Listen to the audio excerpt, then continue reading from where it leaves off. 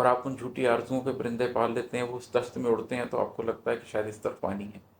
شاید اس طرف سرخیزی ہے، شاید یہاں پر مجھے کچھ مل جائے گا۔ یہی کرتے کرتے بھٹکتے بھٹکتے بھٹکتے کبھی سچائی کے دشت حقیقت میں نکلتے ہیں تو تنہائی سے لڑتے ہیں، پھر آپ اس دشت میں پھرتے پھرتے اس خاص مقام پر پہنچتے ہیں جو دشت حقیقت ہے، جہاں پر آپ حقیقت سے آشنا ہونا چاہتے ہیں۔ اب آپ اس جھوٹ سے دور آ چکے ہوتے ہیں، اب آپ اپنی ذات کی تلاش میں بھی جو آپ نے جھوٹی آرزویں پالی ہیں ان سے بھی ایک قدم آگے آ چکے ہوتے ہیں، لیکن وہاں پر پھر آپ تنہا ہوتے ہیں،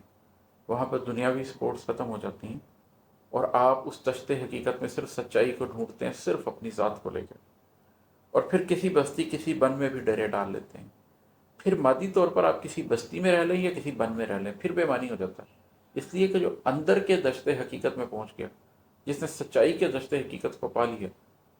وہ نیو یارک میں مین ہیٹن میں بیٹھا ہوا ہے یا وہ صحرائے گوبی کے بیچ پہ جا کر بیٹھ گیا، اس کے لیے یہ ایک بات ہے۔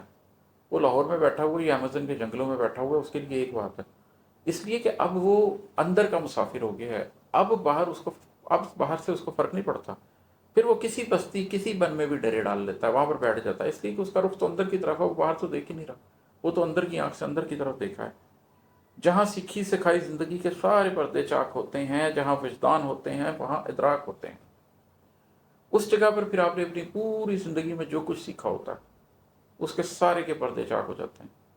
جو معاشرے نے آپ کو سکھایا ہوتا ہے، جو تعلیم نے آپ کو بتایا ہوتا ہے، جو میڈیا نے آپ کو بتایا ہوتا ہے، جو آپ کے گھر کی روایات ہوتی ہیں، جو آپ کی خاندانی اقدار ہوتی ہیں، جو مذہب نے آپ کو سکھایا ہوتا ہے، یہ ساری چیزیں آپ پیچھے چھوڑ دیتے ہیں اور آپ ایک زیرو سے سیکھتے ہیں۔ مسلمان بھی ہوتے ہیں تو زیرو سے دوبارہ کلمہ پڑھتے ہیں، اسلام کو قبول کرتے ہیں، اپنی پیچھے کی پوری زندگی کا آڈٹ کرتے ہیں، اور پوری زندگی میں سے جو چیز آپ کو ٹھیک لگتی ہے اسے چن لیتے ہیں، جو ٹھیک نہیں لگتی وہ چھوڑ دیتے ہیں۔ جیسے ابراہیم علیہ السلام نے عذر کے ساتھ جڑی ہوئی زندگی کو چھوڑ دیا،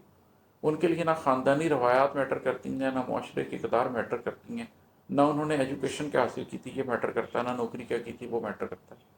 پھر وہ کسی بستی کسی بن میں بھی بیٹھ جاتے ہیں، اپنے اندر کا سفر کرتے ہیں، دنیا کو لگتا ہے ہمارے ساتھ جی رہے ہیں لیکن وہ ساتھ نہیں جی رہے ہوتے۔ وہاں پر پھر سیکھی سکائی زندگی کے سارے پردے چاک ہوتے ہیں، اور وہاں پھر انسان کو وجدان ہوتے ہیں، وہاں پھر انسان کو ادراک ہوتے ہیں۔ وجدان کیا ہوتے ہیں؟ اس کے اندر سے جب جواب آتے ہیں۔ ایک تو دنیا ہمیں بتاتی ہے نا کہ امپیریکل ایویڈنس سے آپ کو علم حاصل ہوتا ہے، ایک علم ڈاؤن لوڈ بھی ہوتا ہے جو آپ کے قلب پر براہ راست اترتا ہے اللہ کی طرف سے، وہ آپ کے اوپر معنویت کھلتی ہے چیزوں کی، آپ چیزوں کی حقیقت کو جاننے لگ جاتے ہیں، جیسا کہ نبی کریم صلی اللہ علیہ وسلم نے فرمایا کہ اللہ مجھے چیزوں کو ویسا دکھا جیسی کہ وہ ہیں، نہ کہ جیسی کہ وہ نظر آتی ہیں۔